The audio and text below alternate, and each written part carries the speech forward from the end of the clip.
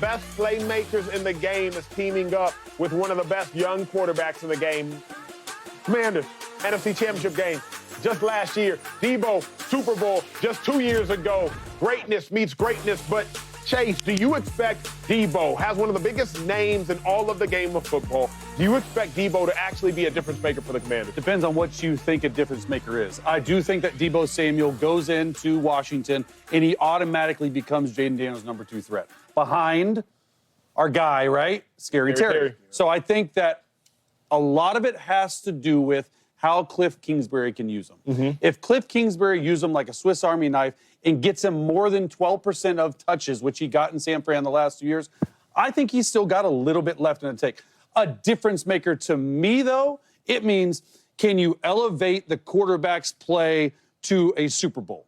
Because their ceiling right now, they got to the NFC Championship game with a worse roster, and they got all this space. They got to sign some guys back. They're going to be better this year. It's just how do you put a playmaker in, and can you elevate a quarterback's game? It really depends and comes down to Cliff Kingsbury, if I'm being completely honest with you. Now, if Deebo stays healthy, he is one of the top 2, 3, 4 playmakers in the game.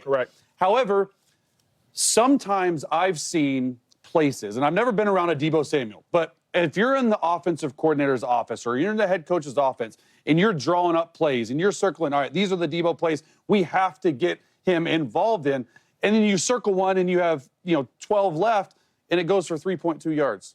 You're like, well, dang, man, like how many times do you keep going back to him to try and make it work? So I don't know. I mean, this is a very fascinating conversation. He's 29. He's not getting younger. Right now, I don't know if the signing of Deebo puts them a level above. Because the level above to me is the Eagles. I think Deebo Samuel is a difference maker, but is he the difference maker? That's the question, right? A difference maker, duh. You can win games on the back of Deebo. Remember, Niners go into the link 2 years ago. Deebo catches 3 touchdowns. I think 2 were screens to the crib. Deebo is a kick returner this year. They put him back as a kick returner, and instantly he takes one to the house and gets called back. But I think he averaged like 28 yards or so kick returning. Deebo is a difference maker. Is he the difference between an NFC Championship game and a Super Bowl? I can't suggest that. I think the Commanders still have other vacancies. Even on offense, they got to figure out. They still got to figure out an explosive running back. I don't know if that running back is in the building. So you still have pieces, but Deebo's a difference maker, 2-5. I just don't know if he's the difference between them and I think he is. He's not Travis Hunter. He don't play offense and defense. He just plays offense. So let me ask you this. Do you think the offense will be better? Of course. Duh. Okay. And I don't want to look at it as if we grade in Deebo, his impact, if they win a Super Bowl or because the NFC Championship is hard to get to.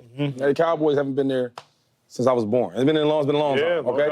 So I do think he makes a difference because he is really good. And I think that y'all not understanding that when you look at the Niners offense, you're surrounded by all pros. So now as a coordinator, like I gotta get all pro tight end, I gotta get him the ball, check. Okay, all pro running back, I get him the rock. All pro wide receivers, 2 of them. Like that's a lot to do, right? But now when you look at the offense, you got a possession tight end, Ertz, right? Free agent. He's not even there right now. Zacchaeus was second in I go to all the number two receivers. I'm not even talking about them because Deebo's taking over that. And then the running backs, I mean, that's by committee. It's by committee. It is. So now when you go to looking at circling these plays for Deebo, now it went from 12% with the Niners. We might need 22%. You get what I'm saying? And I think we have a superstar quarterback that has off the charts talent, right? And I don't know where his ceiling's at because he's so good. Now you add him with Deebo. Now it's like you got to circle and watch where Jay's at, right, the quarterback. Now you got Scary Terry on the left side. And oh my God, it's Deebo motion to the left, motion to the right. It's so many things you got to watch out for. So I just think that we're not putting a little bit more respect on Deebo because Deebo is a phenomenal talent. And I think with the right coordinator, you're going to see how great he really is. Cliff, Yes, he will be that difference maker. And that's right. Talking Super Bowls, that's tough. You know what I'm saying? Because I don't care what team you are right now, other than the Eagles and the Chiefs, it's hard to really get to them games and win them. You know what I'm saying? Back to back and all that. So that's going to be tough. But when I just look at them offensively, he's going to be a huge difference maker. So we got to deal with Jaden Daniels' arms, which is stupid crazy. Then we got to deal with his legs. Crazy, which is stupid crazy. Then we got to worry about Scary Terry. And now we got to worry about where Deebo lines up at. And the gadget guy / playmaker that Deebo Samuel is. how do you play them, Acho? Let alone them find a tight end that can run. Let alone them get a running back that can go back there with Jaden Daniels.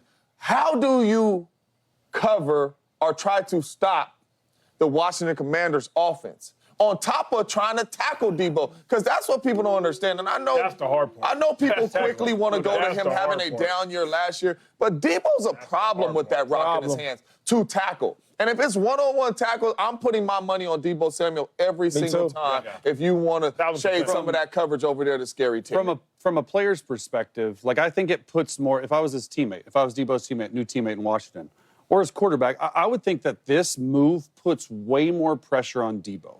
Because what Shady said, and I thought about it, and it makes complete sense what you said, is you said, man, they had to deal with CMC.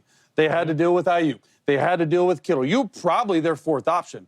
The second you walk in that building, you're the number 2 option. Acho, if you're on defense, you play the number 2 option way more than the number 4 option. Yeah. We have never seen Deebo in a role where you're playing the number 2 option. Because the years that he had, now I know he had some down years, but he had 1,400 yards receiving. He's been their fourth option at all times.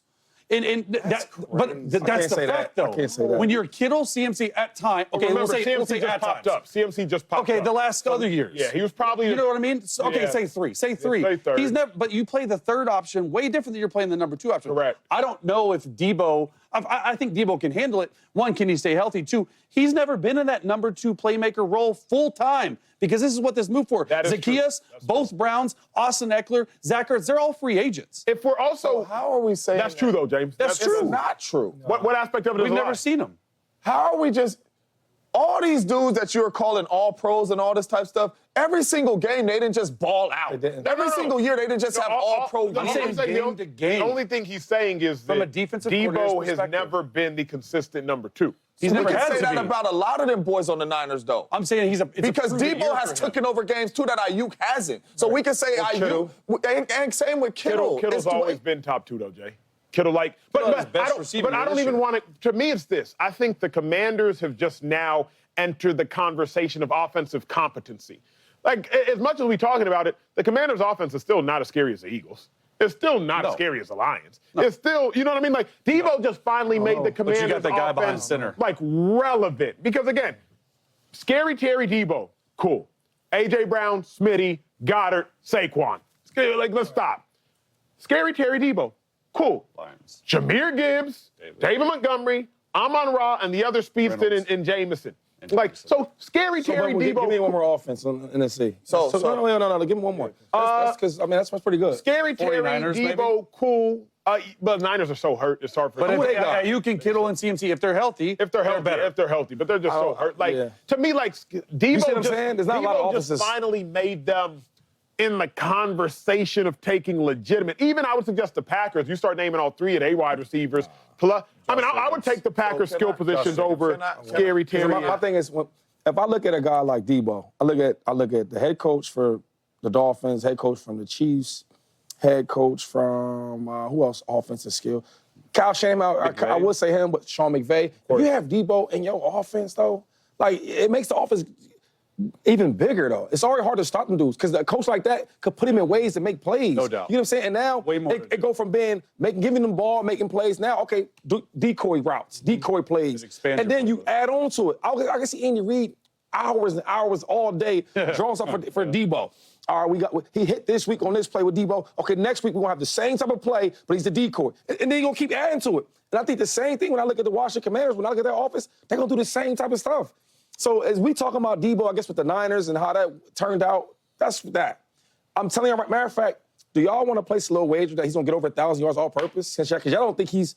I love superstars, and I know y'all don't like superstars like that. He's only so done it can twice in his career, I know, right? so it's probably easy bet for you then. Easy bet. You got a nice watch. Let me ask you this though, real quick. Hold on, we in the locker room, Jay. I know, 'cause I you wanna say keep no. a superstar. Hold on. We in the locker room. They don't want the bet. They said, No, we might take the bet. We in the locker room. You keep calling Deebo a superstar. Based on Playmaker. what? No, I'm talking to 2-5 because- to me it's offensive to you to call Deebo a superstar. One-time Pro Bowl, one-time All-Pro. Now he's a superstar for 1 Pro Bowl, 1 All-Pro. To me, that's where I'm confused. When you have a category, when you're one of the best in that category in the whole league, that makes you a superstar. Okay, bet. Right. I just needed to clear it. I can't name you 3 guys that's better with the ball in their hand than him. I can't in the whole league. I can't name you. Acho, I feel like we kind of letting like, we're not letting our eyes talk for us right now. We're letting the stats and the numbers talk for us. That's real. That's real. That's real. We always talked about the fear Deebo go that crazy. Deebo Samuel puts in a defensive coordinator or puts in other teams. There's nobody that you really worried about on that team. With Kittle playing at an all-pro level, even before CMC got there, Ayuk playing at an all, there's nobody that put fear in you like Deebo. That's true. Like the So all this number 2 consistently and all that, we know who you feared when we walked on this football field on the offensive side of the football. And it wasn't Kittle or Ayuk. No, it wasn't. With all due respect and them putting up great numbers, it was Deebo. Let me ask y'all this, because we're in the locker room. I believe that Deebo is the best with the ball in his hands. I believe that it is hardest to get the ball in Deebo's hands. Is that a fair statement? No. Meaning like route running, right? You always tell me like Ayuk is easier to get it to because he can